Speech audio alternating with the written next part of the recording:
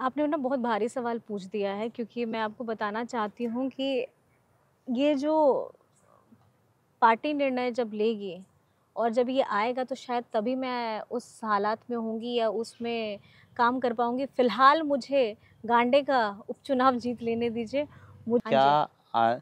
मैं भविष्य के मुख्यमंत्री से हमारी बातचीत हो रही है? रूप क्यों? में अगर आप पहले सुन तो लीजिए। आपको याद होगा कि 4 मार्च 2024 को गिरिडीह में झारखंड मुक्ति मोर्चा की स्थापना दिवस थी और उस स्थापना दिवस के समय ही एक आक्रोश रैली कह सकते हैं, एक आक्रोश सभा कह सकते हैं, वो सभा हुई जहां झारखंड के पूर्व मुख्यमंत्री हेमंत सोरेन की पत्नी कल्पना सोरेन की पॉलिटिकल लॉन्चिंग हुई और उसी दिन के बाद बहुत सारी चर्चाएं हुई, जो तमाम चर्चाओं को आपने सुना, देखा। आज मैं उन्हीं के बीच में हूं और ये हमारी बातचीत है आज। आइए सीधे तौर पे हम आपको रूबरू करवाते हैं कल्पना मुर्मू सोरेन से। तो कल्पना मैम, आपको सबसे पहले जोहार। आपको भी जोहार है। कैसे हैं आप? मैं तो बढ़िया, आप बताइए आप कैसे हैं? बहुत अच्छा हूँ मैम।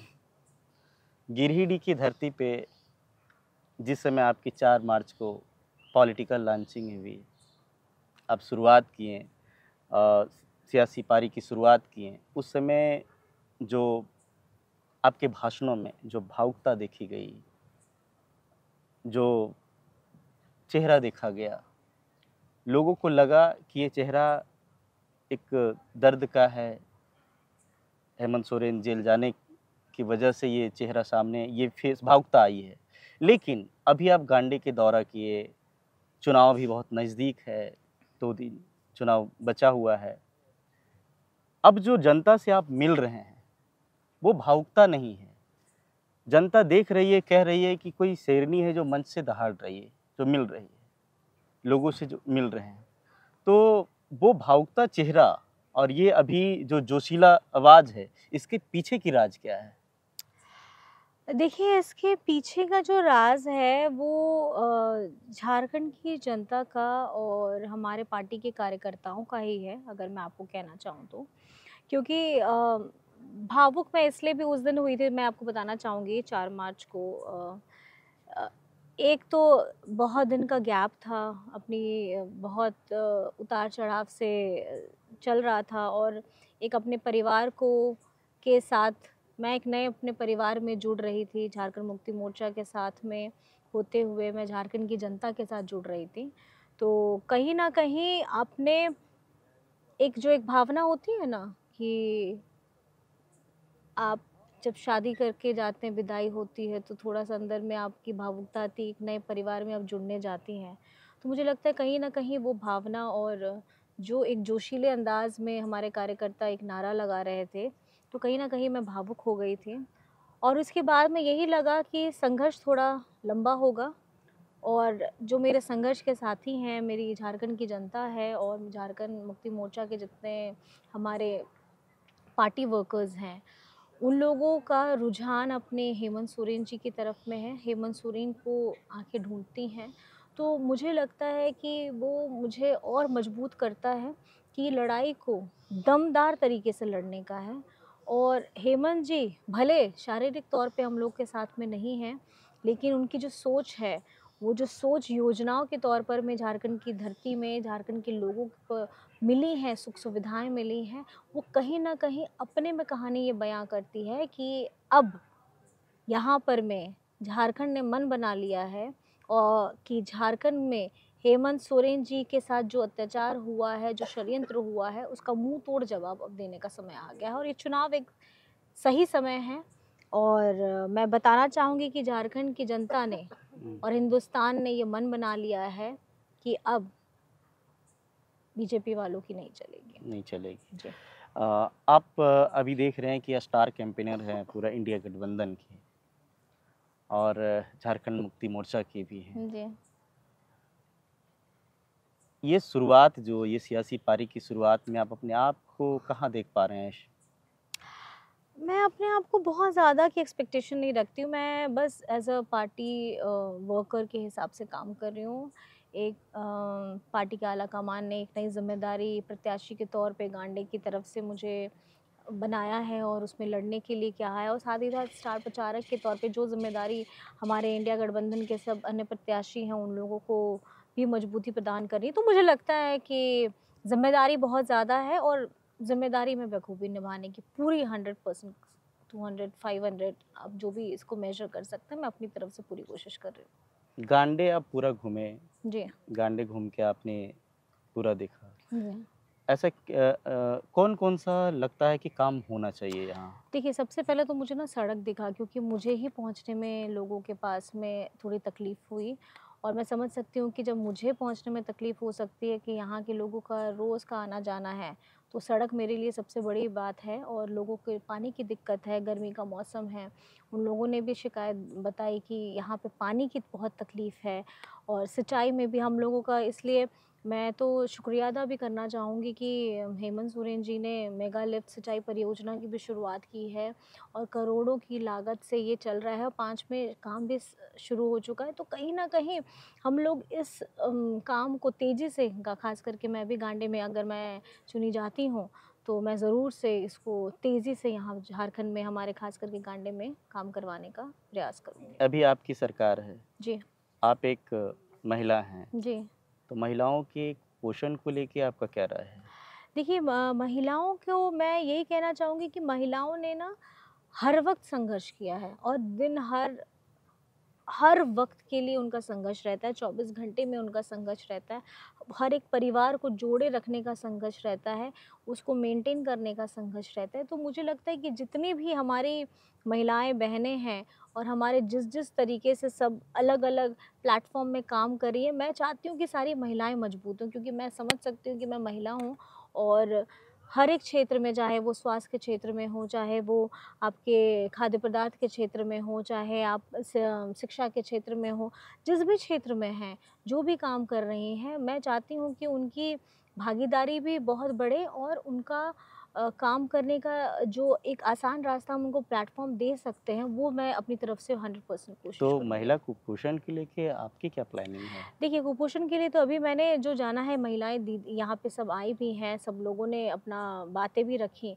तो उनका यही था कि हम आपके साथ में हैं, और हम लोग, क्योंकि हम लोगों को पहले केंद्र सरकार से मिलता था, और केंद्र सरकार से मिलने के बाद में अब वो हमारा बंद हो चुका है। हुँ, और हेमंत सोरेन जी ने यहाँ पर में उन लोगों को जोड़ने का भी काम किया है, उनके लिए काम करने का, जो मैं बता रही हूँ ना, हेमंत जी की सोच जो झारखंड के हर एक वर्ग के लिए था, हमारी पोषण सखी के लिए भी था।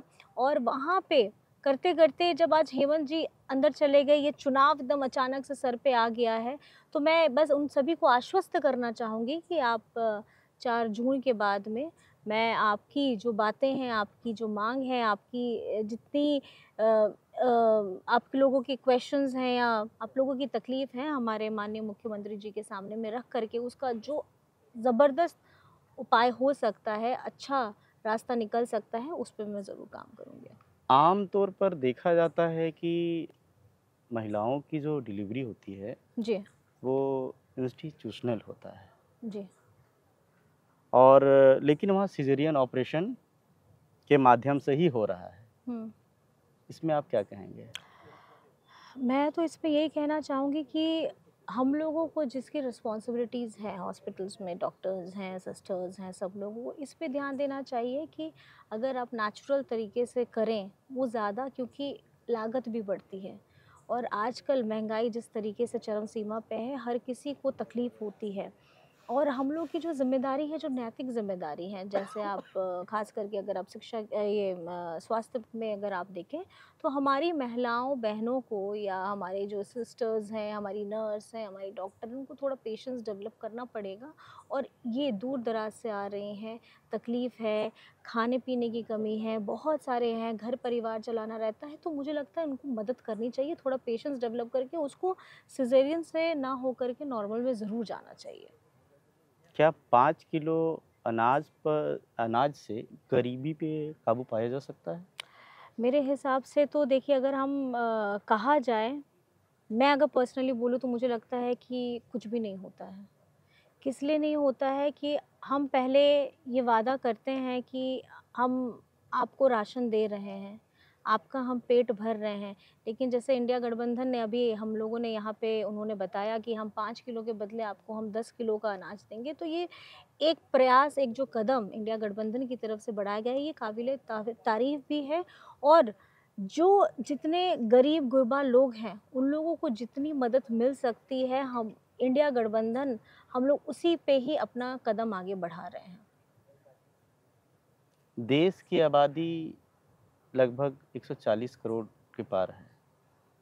एक तरफ जो केंद्र सरकार है वो 80 करोड़ गरीब जनता को हुँ, 5 किलो राशन देने की बात करते हैं। हुँ, तो 140 करोड़ में अगर 80 करोड़ अगर हम माइनस करेंगे तो लगभग 60 करोड़ आता है। हुँ।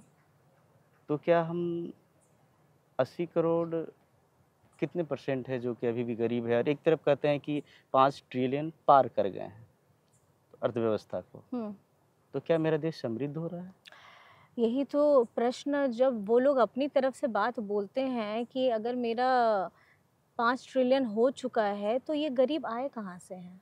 आप इस तरीके की कहानी बनाते हैं कि आप एक तरफ दिखा रहे हैं कि विकास हो रहा है, मैं 5 ट्रिलियन पहुँच रहा हूँ, तो जब 5 ट्रिलियन हो रहे हैं तो ये गरीब आ कहाँ से रहे हैं? विकास हो किसका रहा है? तो ये तो वही बात होगी कि अमीर-अमीर ज़रूर हो रहा है, लेकिन गरीब उसी स्तर से गरीब गरीब हो होता जा जा रहा है। रहा है। और ये जो गैप बीच में और देखिए, आप अगर आप कैलकुलेशन करें तो कुछ परसेंट ही लोग हैं जो बहुत ज़्यादा अमीर हैं, जिनकी आय भी दुगनी नहीं 10 गुनी बढ़ी है। लेकिन जो गैप हिंदुस्तान का मेन जनता है, वो आज गरीबी स्तर पे है। आज हम लोग अपने अनाज के लिए हाथ पसार रहे हैं, आज हम अपने रोज़गार के लिए हाथ पसार रहे हैं, आज हम महँगाई को रोकने के लिए हाथ पसार रहे हैं। मुझे बताइए क्या हो गई है भारत की स्थिति? तो ये समझना होगा और ये लोगों को समझना होगा कि आप अगर अनाज के 5 रुपए का भी अगर आप हिसाब लगाएँ तो क्या उसके बदले आपकी रोज़गार आपको मिल जाएगा? ये तो वोट माँगने का बढ़िया तरीका हो गया कि मैंने अनाज दिया फ्री का और मुझे आप उसके बदले में आप रोज़गार भूल जाइए, मैंने रोज़गार जो मिल वादा किया जाएगा। था। आप भूल जाइए कि आप रोज़ खाने में क्या खाते हैं, इतना महँगा तेल है। आपको घर से बाहर जाना, आपका रसोइया, आपका गैस है, वो महँगा हो गया है। कहाँ से करेंगे हम गुज़ारा? और पढ़ाई तो बहुत फिर दूर की बात होगी, जब खाने की लानत आ गई है, तो आप पढ़ेगा बच्चा कैसे? घर चलेगा कैसे? रोज़गार मिलेगा कैसे? जो वादे किए गए थे, वो पूरे नहीं हुए। तो ये जनता को, झारखंड नहीं, मैं बोलूँगी कि ये पूरे हिंदुस्तान को जानना चाहिए कि क्या जुमलेबाज़ी चल रही है। तो गरीब ही रह गया, हम तो गरीब ही रह गए, हमारे बारे में कौन सोचेगा? तो इस बार आपको मौका है, तो आप इस मौके का फ़ायदा उठाइए और बदलिए ये सरकार। बदली है सरकार। जी, हम फिर वापस गिरिडीह में आएँगे जी, कि गिरिडीह पूरे गिरिडीह जिला में लड़कियों का एक कॉलेज है, वो है आर के महिला कॉलेज। जी, आप अभी गांडी विधानसभा से चुनाव लड़ रहे हैं। जी। वहाँ की लड़कियों की बेहतर शिक्षा व्यवस्था के लिए आप क्या सोचे हैं? देखिए मैंने ना मेरा जब नॉमिनेशन हुआ था तो हुँ, मैंने, क्योंकि मेरा भी इंजीनियरिंग वुमेन कॉलेज से हुआ है, तो मैंने यही जाना कि देखिए एक सबसे पहले एजुकेशन या शिक्षित होना सबसे ज़्यादा ज़रूरी है। ख़ास करके ना मैं अब आप लोग तो शिक्षित हो भी जाते हैं, कहीं न कहीं कोई मजबूरी होती है, गाँव देहात में ना बच्चियाँ जो हैं वो अपनी शिक्षा नहीं कर नहीं पाती कर हैं पाती हैं। कंप्लीट, ज़िम्मेदारी रहती है। जी, जी। तो मैं ये चाहती हूँ कि एज़ अ महिला, एज़ अ वुमन, मैं अपनी तरफ से गांडे में हुँ, ख़ास करके, हुँ, हुँ। मैं अपनी तरफ से, ये मेरा एक मैंने प्रॉमिस किया है सब लोगों से कि लड़की बच्चियों के लिए महिला डिग्री कॉलेज मैं ज़रूर बनाऊँ, ताकि बच्चियाँ स्कूल लेवल में भी पढ़ कर के, कॉलेज में पढ़ कर के अपने आप को शिक्षित करें और अपने आप को मजबूत बनाएँ, ताकि वो आगे बढ़े। और अपने आप को मजबूत अगर एक महिला शिक्षित होती है तो पूरा समाज शिक्षित होता है, एक परिवार शिक्षित होता है, तो इससे बढ़िया बात और क्या हो सकती है। कहाँ-कहाँ आपका प्लानिंग है कि हमें कॉलेज गर्ल्स अभी कॉलेज फ़िलहाल मैंने गांडी के लिए सोचा है। गांडी के और लिए? जैसे अगर मेरे को ये मौका मिलता है तो मैं जगह भी ढूँढवाऊँगी और उसको आगे काम आप करने के लिए। भाषणों में 2 जगह एक घोषणा किए हैं, एक हाँ जी। बेंगाबाद, ए एक तीसरी में। एक नहीं, नहीं मैंने हाँ, तो मैंने अभी मेरा 2 है प्लानिंग, क्योंकि एक मैंने तीसरी में इन लोगों ने मुझे बोला था कि हम्म, वहाँ पर में होना बहुत ज़रूरी है। तो मैंने पूछा कि किस तरीके का आप चाहते हैं, वुमेन के लिए चाहते हैं, लड़के बच्चों के लिए? बोले कि नहीं, हमको कोएड चाहिए। तो मैंने ठीक है, चलिए आपकी तरफ में वहाँ पर मैं कोएड का करूँगी, और फिलहाल अभी मैं यहाँ पर मैं गांडे में अपनी बच्चियों के लिए मैं करना चाहूँगी, और उसके बाद फिर मैं धीरे धीरे जैसे आगे बढ़ते रहूँगी तो मैं और भी बहुत सारी सेक्शन, जितने संस्थाएं, क्योंकि यहाँ पे यूनिवर्सिटी भी खुलने वाली है, तो मुझे उसके बारे में जानकारी मिली है, तो उसमें क्या क्या पढ़ाई होगा वो मैं ज़रूर चेक करना चाहूँगी। पूरा गांडे विधानसभा क्षेत्र जो है एक फसलीय कृषि होती है, वहाँ काफ़ी पिछड़ा एरिया है। उन किसानों के लिए, उन कृषक के लिए आपका क्या प्लान है? मैं ख़ास करके ये करती हूँ, क्योंकि देखिए अगर आप कृषि करनी है हम्म, तो आपको पानी की ज़रूरत होगी, और पानी अगर नहीं है तो आप कैसे कृषि करिएगा? हम्म, तो मेरा सबसे पहला ये है कि जो झारखंड सरकार की अभी मेगा लिफ्ट सिंचाई परियोजना चल रही है, उसमें से 5 में काम शुरू हुआ है, और जिस तरीके से हमारे इधर में हम्म, पाइपलाइन के द्वारा सबको जोड़ा जा रहा है। हम्म, मेरा, क्योंकि मैंने भी रास्ते में देखा बहुत सब्जियां बेच करके बेचने में महिलाएं, दीदी, पिताजी, सब बुजुर्ग लोग लगे हुए थे, और एकदम हरी हरी बड़ी बड़ी बड़ी बहुत अच्छी सब्जियां थी। तो वो देख के मुझे ये लगा कि पानी की यहाँ जो किल्लत है उसको हम भरने का सबसे पहले काम करेंगे, क्योंकि बिना पानी के आप कृषि नहीं कर सकते हैं, और जो उनकी मजबूरी को मजबूती देनी है, हम्म। इस पे काम करना है। तो मेरा फोकस पानी और सिंचाई, पीने का भी और सिंचाई के लिए भी ज़रूर रहेगा। रोजगार एक बहुत बड़ा मुद्दा है। लोग पढ़ाई कर ज़्यादातर युवा पढ़ाई करने के बावजूद भी जी। पलायन कर जा रहे हैं। हुँ। 1932 खतियान जो जिसमें बाहरी भीतरी होता रहा, वो भी अभी अधर में है, लटका हुआ है। ऐसे में प्रदेश के आदिवासी और गैर आदिवासी युवाओं को लेके आप क्या कहेंगे? देखिए, मैं आप लोगों को ये कहना चाहूँगी कि ये फ़िलहाल, क्योंकि हम लोगों ने, झारखंड सरकार ने 1932 का जो खतियान था, उस पे जो काम किया था, विधानसभा से पारित कराया था, लेकिन जाकर के वो राजभवन में रुक जाता है। हुँ, तो आप समझ सकते हैं कि बीजेपी वालों की क्या मंशा है, नहीं करना चाहते हैं। और जहाँ मेरे युवाओं का है, मैं आप लोगों को बताना चाहूँगी कि हमारे मुख्यमंत्री रोजगार सृजन योजना चल रही है, और इसमें आपको 25 लाख तक की राशि आपको मिलती है, और आप अपने सैलून खोल सकते हैं, आप गाड़ी ले सकते हैं, गाड़ी लेकर के आप उसको अपना जिस तरीके से अपने आय की तरीके से इस्तेमाल कर सकते हैं। आप म्यूज़िक सिस्टम, डीजे, बहुत अलग-अलग प्रकार के जो हैं, आप उसमें अपनी राशि को इस्तेमाल कर सकते हैं। और हेमंत सोरेन जी ने इसको साल का 25 करोड़ रखा था, लेकिन इसमें इतने आवेदन आए हैं, मैं आपको बताना चाहूँगी, इतने युवाओं ने उसको भरा है कि उसके बाद हेमंत जी ने वो 25 करोड़ को बदल करके उसकी राशि बढ़ाई, और बढ़ाई। वो 500 करोड़ में पहुंच गई। तो आप समझ सकते हैं कि लोगों को मैं ये बताना चाहूँगी, खास करके युवाओं को, कि इस योजना का आप ज़रूर फ़ायदा उठाइए, क्योंकि अभी झारखंड में इससे ज़्यादा मजबूती हेमंत सोरेन जी ने, इस तरीके से सोचने का भी लिए आपको बहुत वक्त लगता है, और हेमंत सोरेन जी ने अगर ये सोचा है तो अपने भाइयों को मजबूत करने के लिए सोचा है। जी। हेमंत सोरेन की प्राथमिकताएँ थी 1932 आधारित स्थानीयता, जी। आरक्षण का दायरा बढ़ाने की, आदिवासी शरणा कोड लागू करने की। अब अधर में हैं। हम्म। आप अंजाम तक कैसे पहुँचाएँगे? देखिए, हमारे जितने यहाँ से सांसद अब चुने जाएंगे, इंडिया गठबंधन के हमारे जो प्रत्याशी जितने भी हमारे चुने जाएंगे, अब ये जिम्मेदारी हम उनको देंगे। और उसके साथ साथ, क्योंकि हमारे झारखंड में हम लोग अभी सरकार में हैं, ये सरकार को बदलना सबसे ज़्यादा ज़रूरी है जो केंद्र में है, क्योंकि हमने जितने भी आवेदन दिए, आपने जितने नीतियों के बारे में बताया, आप बताइए वो जाकर के राजभवन में क्यों रुक जाते हैं? क्योंकि केंद्र साथ नहीं देती। तो अब हुँ। लोगों को ये समझना होगा कि अगर आपको अपनी इन नीतियों को लागू करना है, हमारी अपनी झारखंडी नीतियों को लागू करना है, तो केंद्र में आपको सरकार बदलनी होगी, जिसके लिए आपको इंडिया गठबंधन के हमारे जितने प्रत्याशी हैं, इन लोगों को मजबूती देनी होगी। पार्टी अगर 2024 या इसके बाद अगर आपको मुख्यमंत्री की मुख्यमंत्री मुझे हाँ, मुख्यमंत्री के रूप क्यों? में अगर आप पहले सुन तो लीजिए। पार्टी अगर 2024 में या इसके बाद आपको मुख्यमंत्री की कमान सौंपती है, तो आप 1932 खतियान हो या युवा युवतियों के रोज़गार को लेके आप क्या करेंगे? आपने ना बहुत भारी सवाल पूछ दिया है, क्योंकि मैं आपको बताना चाहती हूँ कि ये जो पार्टी निर्णय जब लेगी और जब ये आएगा तो शायद तभी मैं उस हालात में होंगी या उसमें काम कर पाऊँगी। फ़िलहाल मुझे गांडे का उपचुनाव जीत लेने दीजिए। मुझे यहाँ के लोगों के लिए काम करने के लिए मौका बस दीजिए।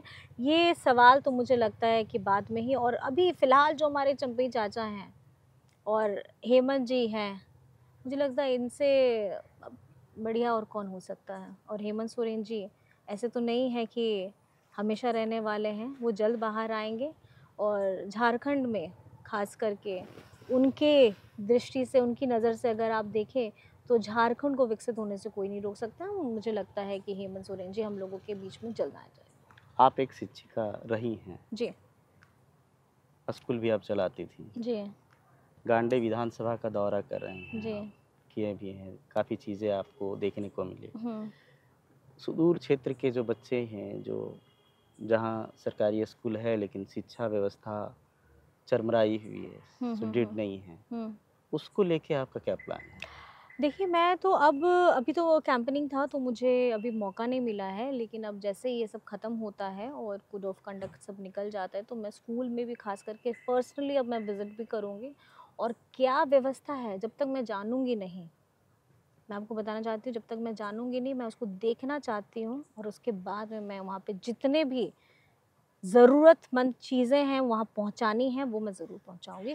तो मैं पर्सनली, जैसे मैंने बोला ना कि मैं गाँव गई तो रास्ते में मुझे तकलीफ़ हुई तब मैंने जाना। अब स्कूली शिक्षा वाला है तो मैं ख़ास करके पर्सनली जाना चाहूँगी और जा कर के मैं देखना चाहूँगी कि क्या कर रहे हैं। क्योंकि मुझे सीएम स्कूल ऑफ एक्सीलेंस, हुँ, आप लोगों ने को पता है कि हम लोगों के झारखंड सरकार में हेमंत सोरेन जी ने जब सीएम स्कूल ऑफ एक्सीलेंस उसको क्यों बढ़ाया? ताकि जो प्राइवेट स्कूल्स की शिक्षाएँ हैं वो हमारे सरकारी स्कूल में आ सके। तो कौन-कौन से स्कूलों को मॉडिफ़ाई करके सीएम स्कूल ऑफ एक्सीलेंस में बदलना है, क्या करना है, किस तरीके से इसको आगे बढ़ाना है, क्योंकि दूर-दराज़ की बच्चियों को आने में दिक्कत होती है। तो मुझे लगता है कि इसमें मुझे पर्सनली घुस करके मैं ज़रूर इसमें काम करना चाहूँगी। आगे चल के ज़रूर, अगर मैं विधायिका विधायिका चुनी गई तो। तो हम अभी चुनाव है कुछ ही दिन में, समय बहुत कम है, कुछ ही आवर कह सकते हैं। जी, 20 तारीख को, हाँ, 20 को है तो कुछ ही आवर कह सकते हैं। कल ख़त्म हो जाएगा। ऐसे में गांडी की जनता को आप क्या कहना चाहेंगे? देखिए, गांडी की जनता को मैं बस इतना कहना चाहूँगी कि मुझ पे विश्वास रखिए और मुझ पे भरोसा रखिए।